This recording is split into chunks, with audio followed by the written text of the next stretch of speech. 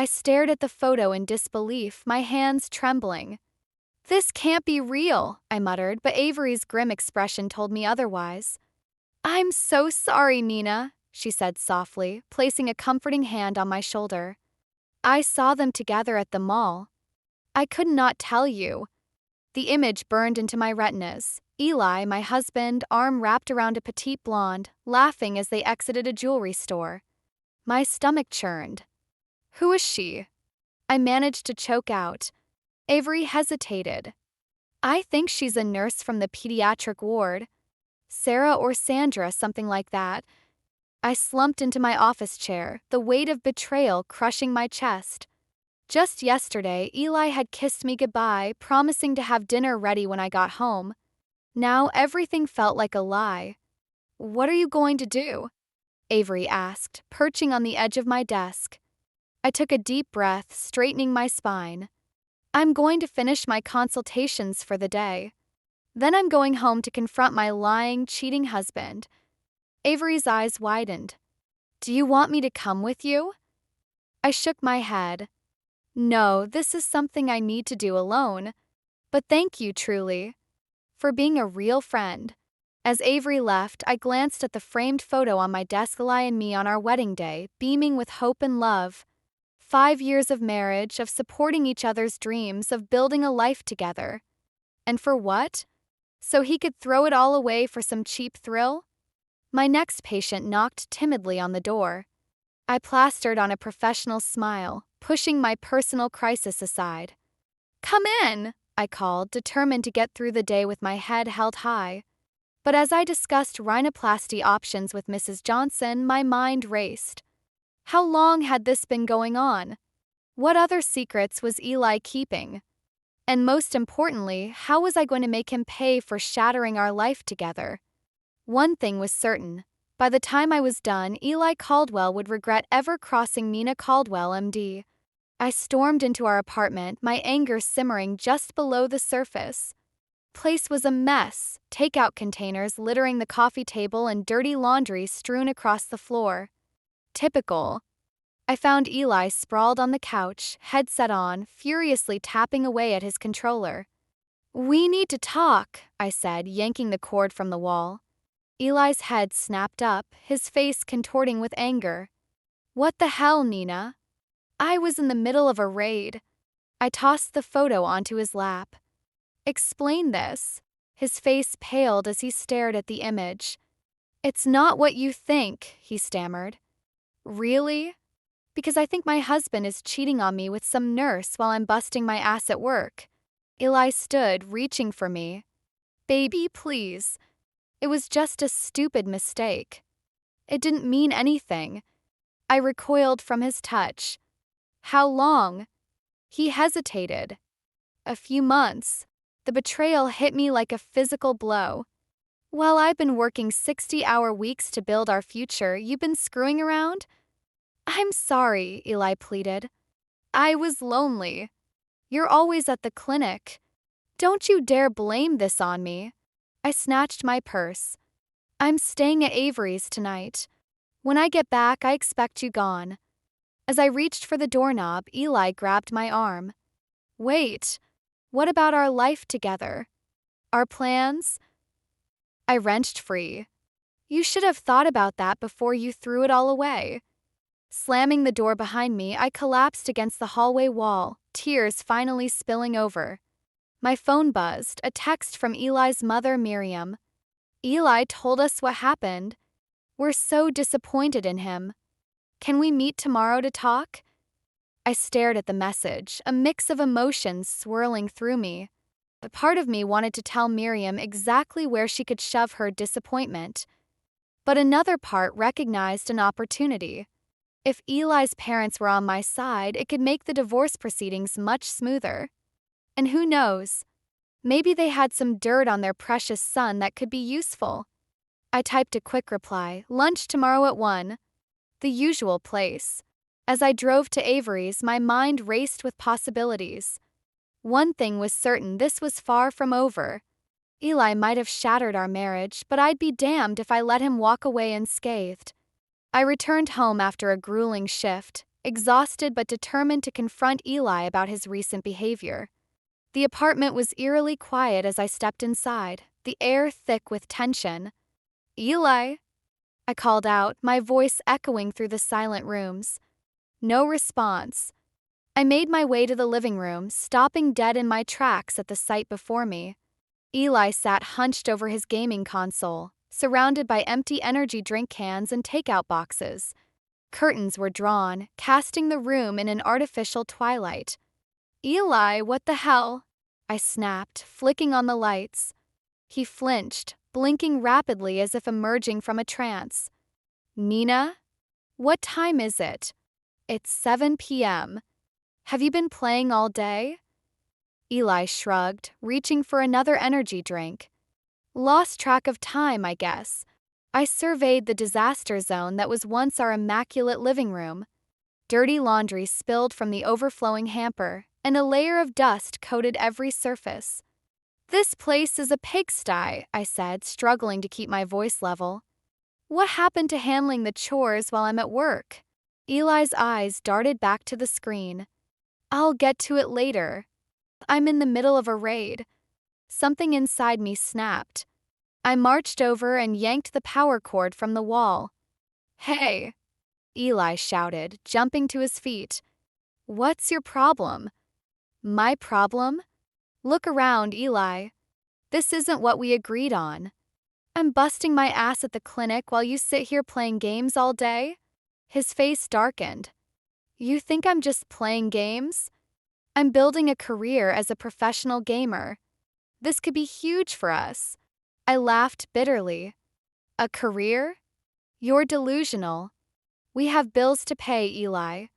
Real responsibilities. You don't understand, he muttered, reaching to plug the console back in. I blocked his path. No, I understand perfectly. You're choosing this addiction over our marriage. Eli's eyes flashed with anger. It's not an addiction. You're just jealous because I've found something I'm passionate about. Passionate about?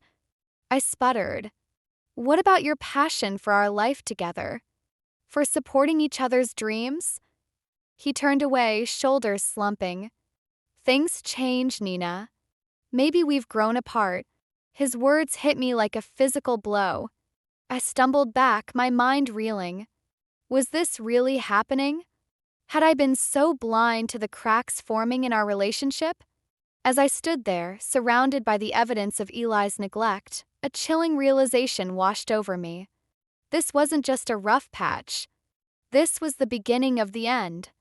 I stood in front of our apartment door, my hand trembling as I inserted the key. Past few weeks had been a blur of arguments and silent treatments, but nothing could have prepared me for what I found inside.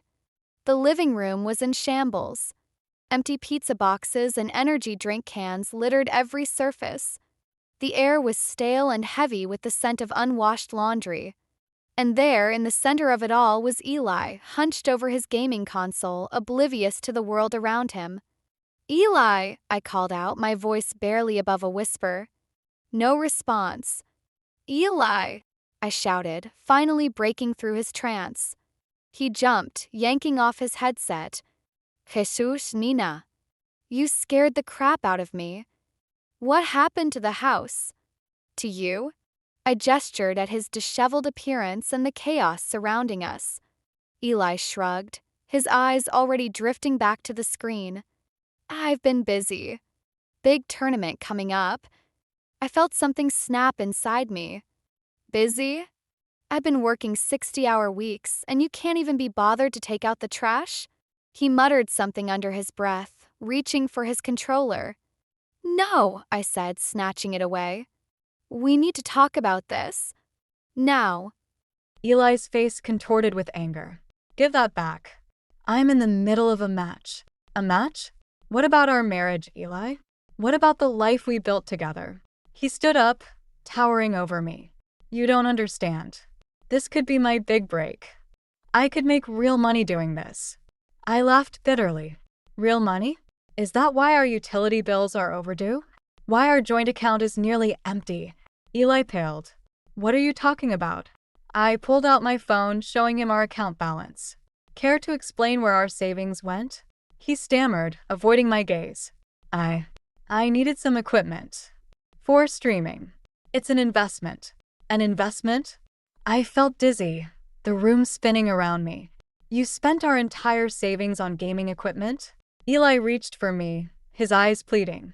Baby, I'm sorry. I'll make it up to you, I swear. Just let me finish this tournament. Things will be different after, I promise. I stepped back, my heart breaking as I realized the man I married was gone. In his place stood a stranger, consumed by addiction and selfishness. No, I said, my voice steady despite the tears threatening to fall. Things are going to be different now. I turned and walked out of the apartment, leaving behind the shattered remains of our life together. As I closed the door, I heard the familiar sound of Eli's game resuming. He hadn't even tried to stop me. In that moment, I knew. It was time to take control of my life, with or without Eli by my side. I sat in my car, parked outside our apartment building, my hands shaking as I stared at my phone. The banking app was open, displaying our joint account balance. My heart sank as I saw the numbers, $127.36. Just last month, we had over $50,000 in savings. Taking a deep breath, I marched up to our apartment. The door was unlocked, and I stepped into chaos. Eli's gaming setup had taken over the living room, wires snaking across the floor, empty energy drink cans littering every surface. Eli, I called out, my voice cracking. He appeared from the bedroom, looking disheveled. Nina? What are you doing home so early? I thrust my phone in his face. Care to explain this? His eyes widened, then quickly darted away. I can explain. Please do, I said, my voice ice cold. Explain how our entire savings disappeared. Eli ran his hand through his greasy hair. I needed to upgrade my setup. For the tournaments. It's an investment, Nina. I'm so close to making it big. An investment? I laughed bitterly. Our rent is due next week. The electric company is threatening to cut us off. How are we supposed to pay for that? He shrugged, avoiding my gaze. We'll figure it out. Once I win this next tournament dash. No, I cut him off. There is no we anymore. You've made your choice, Eli. His face contorted with anger. What's that supposed to mean? It means I'm done, I said, my voice steady despite the tears threatening to fall. I'm filing for divorce. Eli's eyes widened in shock, then narrowed. You can't do that. We're a team, remember? A team. I gestured around the messy apartment. Does this look like teamwork to you? He lunged forward, grabbing my arm. You're not leaving me. I won't let you. I wrenched free, stumbling backward. Don't touch me. In that moment, I saw a stranger before me, not the man I'd married, but someone consumed by addiction and selfishness. I'm staying at Avery's tonight, I said, moving towards the door. When I come back, I want you gone. Eli's face crumpled. Nina, please. I'm sorry. I'll do better, I promise. But I was already closing the door behind me, his pleas fading as I walked away. In the elevator, I pulled out my phone and dialed a number. Dr. Morgan? It's Nina. I need your help with something. As I stepped out into the cool evening air, I felt a strange mix of grief and relief. The life I'd built with Eli was over, but a new chapter was about to begin, one where I called the shots. I stood outside my new apartment, boxes stacked around me, when a familiar voice made my blood run cold. Nina, how could you do this to us? I turned to see Miriam Caldwell, Eli's mother, storming towards me with Harold trailing behind. Eli skulked in their wake, eyes downcast. Do what exactly? I asked, my voice steady despite my racing heart. Miriam's face contorted with anger. Cancel your joint account? Sell Eli's things? File for divorce? He's your husband. I laughed bitterly. My husband? The man who drained our savings for his gaming addiction? Who neglected our home and our marriage? It was just a rough patch, Eli mumbled, finally meeting my gaze. I can change, Nina. Please. You had your chance, I snapped. Multiple chances, in fact. Harold stepped forward, his voice gentle. Nina, we understand you're upset. But surely we can work this out as a family. Family? I scoffed. Where was this family when Eli was destroying our lives? Miriam's eyes narrowed. You're being dramatic. Eli made some mistakes, but mistakes. I cut her off, fury bubbling over. Let me show you a mistake. I pulled out my phone, bringing up the photo Avery had shown me weeks ago. Eli with another woman, laughing outside a jewelry store. Miriam gasped. Harold's face fell. Eli looked like he might be sick. Nina, I can't explain. Eli started, but I held up a hand. Save it. I'm done with your explanations, your excuses, your promises to change. We're over, Eli. For good. Miriam rounded on her son. Is this true? You cheated on Nina. Eli stammered, looking desperately between his parents and me. I didn't mean for it to happen. I was lonely, and Nina was always working. Don't you dare blame this on me, I hissed. You made your choices. Now live with them. I turned to go inside, but Eli grabbed my arm. Please, Nina. I love you. We can start over. For a moment, I saw a flicker of the man I'd married. But then I remembered the lies, the betrayal, the emptiness of our joint account. I wrenched my arm free. Goodbye, Eli. Don't contact me again. As I closed the door on their stunned faces, I felt a weight lift from my shoulders. The confrontation I dreaded was over. Now, I could finally start rebuilding my life on my own terms. I sat in Dr. Claire Morgan's office, my hands shaking as I clutched a manila folder. The past week had been a whirlwind of emotions, but nothing could have prepared me for this. Nina, Dr. Morgan said gently, are you sure you want to know? I nodded, unable to form words. She sighed and opened the folder. The nurse's name is Sandra Reeves. She's been working in pediatrics for 2 years. Dr. Morgan paused, her eyes meeting mine. And she's 3 months pregnant. The world seemed to tilt on its axis. I gripped the armrests of my chair, fighting waves of nausea. Pregnant, I whispered. And it's Eli's? Dr. Morgan nodded grimly. She claims it is. I'm so sorry, Nina. I stumbled out of her office in a daze, my mind reeling. Not only had Eli cheated, but he'd created a whole new life while destroying ours. The betrayal cut deeper than I thought possible. Before I knew it, I was standing outside Eli's parents' house. I pounded on the door, beyond caring about propriety or appearances. Eli opened it, his eyes widening in surprise. Nina? What are you? Is it true? I demanded, shoving past him into the living room. Is Sandra pregnant? The color drained from his face. How did you? Answer me. I screamed, years of pent-up anger and hurt exploding out of me. Miriam and Harold appeared, looking bewildered. What's going on? Miriam asked. I turned to them, my voice shaking with rage. Your son not only cheated on me, but he got another woman pregnant. The room fell silent. Eli slumped onto the couch, head in his hands. I'm sorry, he mumbled. I never meant for this to happen. Miriam gasped, her hand flying to her mouth. Harold just stood there, shock written across his face. I rounded on Eli. You never meant for it to happen? Like you never meant to drain our savings? Or neglect our marriage for your precious games? He looked up at me, tears in his eyes. Nina, please. I know I messed up, but I still love you. We can work this out. For a moment, I almost wavered. Then I remembered the empty bank account, the lonely nights, the shattered dreams. No, I said, my voice cold and final. We can't. It's over, Eli. For good. I turned to leave, but Miriam grabbed my arm. Nina, wait. We're family. We can fix this. I wrenched free, fixing her with a steely gaze. Family? Where was this family when your son was destroying our lives? As I walked out, I heard Eli call my name one last time. But I didn't look back. The life we'd built together was gone, shattered beyond repair. In its place, a new resolve took root. I would rebuild, stronger and wiser. And I would do it on my own terms, without Eli or his family dragging me down. I stood in my new kitchen, the aroma of simmering tomato sauce filling the air. The divorce papers lay on the counter, freshly signed. It was over. Really, truly over. A knock at the door startled me. I opened it to find Avery, grinning and holding up a bottle of champagne. Time to celebrate your freedom, girl, she exclaimed, sweeping past me. I laughed, feeling lighter than I had in months. You read my mind.